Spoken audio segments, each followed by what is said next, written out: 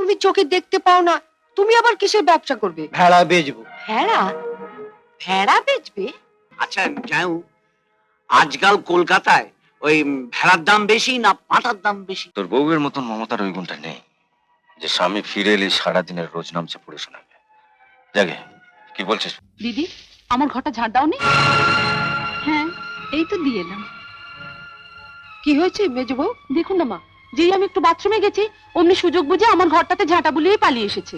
ছি ছি ছি, এ খুব অন্যায়। কিন্তু আমি তো ভালো করে, আমি কি মিথ্যে বলছি? লতু, তুমি দেখবে চলো, ওটাকে কি ঝাড় দেওয়া বলে? আমাকে দেখাতে হবে না, আমি জানি। কদিন আগে আমার ঝিটা আসেনি, ওকে কটা কই মাছ কাটতে দিয়েছিলাম, তার আঁশটা পর্যন্ত ছাড়াইনি। এত বড় ফাঁকিবাজ!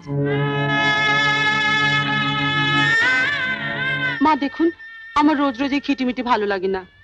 দেবার বেলা আমরা তো কিছু কম টাকা দিই না। আপনি বরং আমার কাজের জন্য আর একটা ঝি রেখে দিন। কেন? ও থাকতে আরেকটা ঝি রাখবো কেন? ও তাহলে সারাদিন কি করবে? বসে বসে গিলবে? বড়দা কম টাকা দেয়, কোথায় খেটে খুটে পুষিয়ে দেবে তা না। যাও, ওর ঘরটা ভালো করে ঝাড় দিয়ে পরিষ্কার করে দিয়ে এসো, যাও।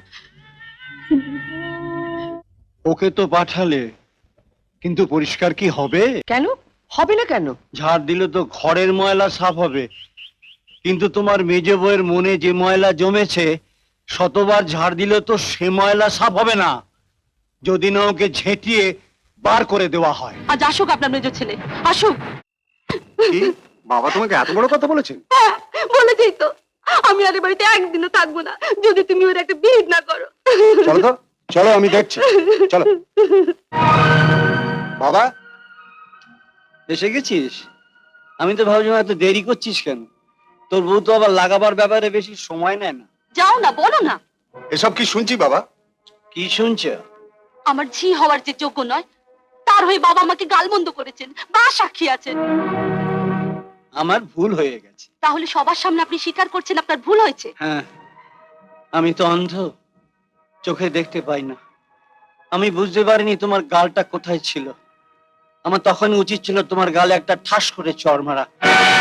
আমি তা মারতে পারিনি। ভুল তো আমার হয়েছেই। শুনলে মা, শুনলে? তুমি কি গো, ওর সামনেই তুমি ওর বউকে গালমন্দ করছো? নিজে চাকরি বাকরি করো না, ও টাকা দিচ্ছে বলেই তো সংসার চলছে। চাকরি করি না, ভাবছি ব্যবসা করব। ব্যবসা? তুমি চোখে দেখতে পাও না, তুমি আবার কিসের ব্যবসা করবে? ভেড়া বেচবো। ভেড়া? ভেড়া বেচবে? আমাদের বাড়ির পাশে একটা মাংসের দোকান আছে, শুনেছি ওরা ভেড়া কেনা বেচা করে। কাল ওদের মালিককে ডেকে নিয়ে তোমার মেজর ছেলেকে দেখাবো। আমার মনে হয় ওদের 4 পেয়ে ভেড়া আছে, তোমার 2 পেয়ে ভেড়ার দাম ওরা বেশি দেবে। তুমি আমাকে ভেড়া বললে? ও, তুমি বুঝি দেখেছো ও দোকানে পাঁঠাও বিক্রি হয়? তা বাবা, তোমাকে পাঁঠা বললে তুমি কি বেশি খুশি হতে? মা তুমি শুনলে? সবই হতচ্চারির জন্য। আচ্ছা যাও, আজকাল কলকাতায় ওই ভেড়ার দাম বেশি না পাঁঠার দাম বেশি? তুই থাম, তুই আবার এর মধ্যে কথা বলিস কেন? না, আমার আবার দয়ার শরীর তো, কারো দুঃখ আমি দেখতে পারি না। তো ওই ভেড়া পাঁঠার দাম জিজ্ঞেস করে যেটার দাম বেশি হতো সেটা ওকে বললেই পারতেন। যার বউ ঝামেলা পাকিয়েছে তার সঙ্গে গিয়ে কথা বল। কি বলবি বল। আজকের ঘটনার কথা শুনেছো তো? বৌদি তো তোমার সব বলেছে।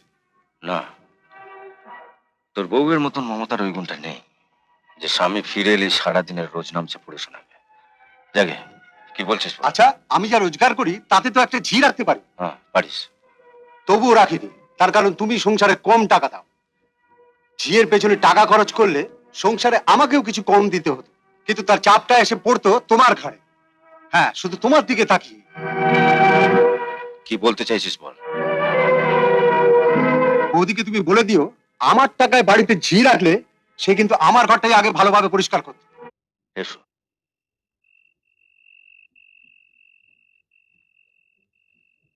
মমতা, আমি আমি জানি ওরা তোমাকে। দূর, আমি ওদের কথাই কিছু মনেই করি না। আমি গরিব ঘরের মেয়ে।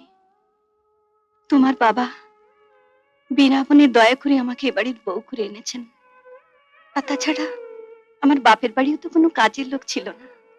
ছোটবেলা থেকে সব কাজ করার অভ্যেস আমারই। কাজ করতে আমার কোনো কষ্ট হয় না।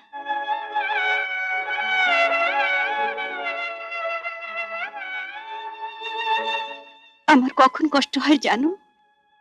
কষ্ট হয় যখন দেখি আমার কষ্ট হচ্ছে দেখে তুমি যখন কষ্ট পাও।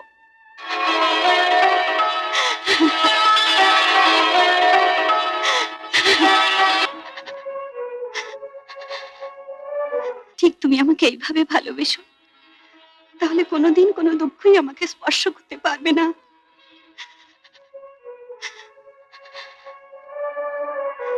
শুধু অন্ধ বাবার কথা ভেবে এ বাড়ি ছেড়ে যেতে পারে না। তোমার উপর এত অত্যাচার করে জেনেও চুপ করে থাকতে হয়।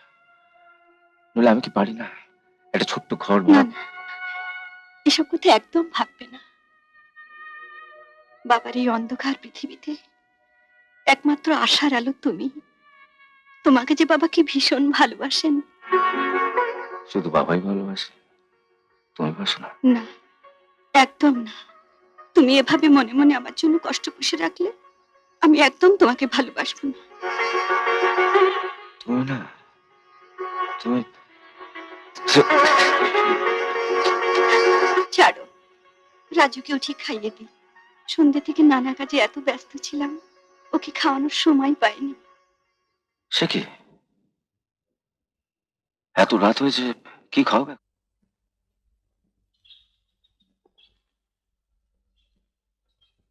বাবা,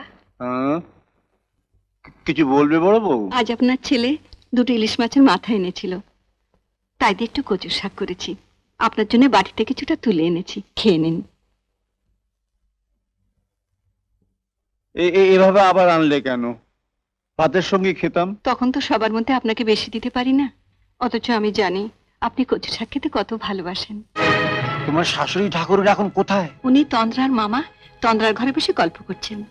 আপনি খান, আমি ওদিকটা নজর রাখছি।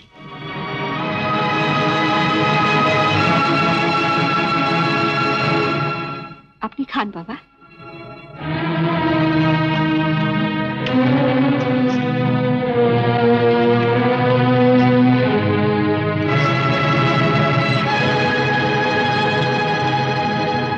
কেমন খেতে হয়েছে বাবা? দারুণ দারুণ হয়েছে কচুর শাক। আর একটু খাবে? দাও। বুঝেন যাও, আমার আবার দয়ার শরীর, কারো মনে দুঃখ দিতে পারি না। বড় বউ এত কষ্ট করে রান্না করেছে, খাবো না বললেও দুঃখ পাবে না। কি পটেশ্বরীর মতন হাঁ করে দাঁড়িয়ে দেখছো কি?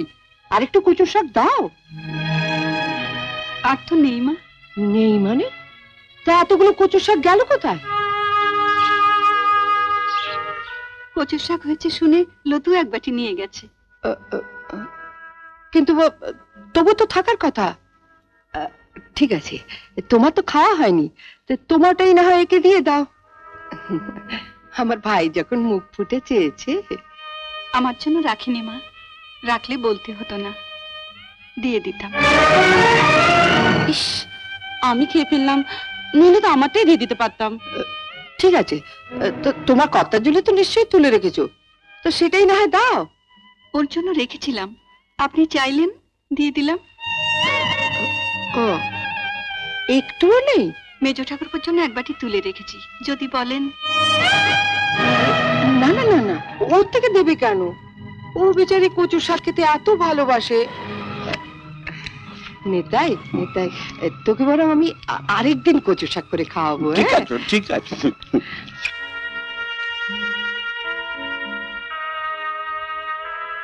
বাবা, আপনি খাচ্ছেন না, চুপচাপ বসে আছেন। না, খাচ্ছি খাচ্ছি।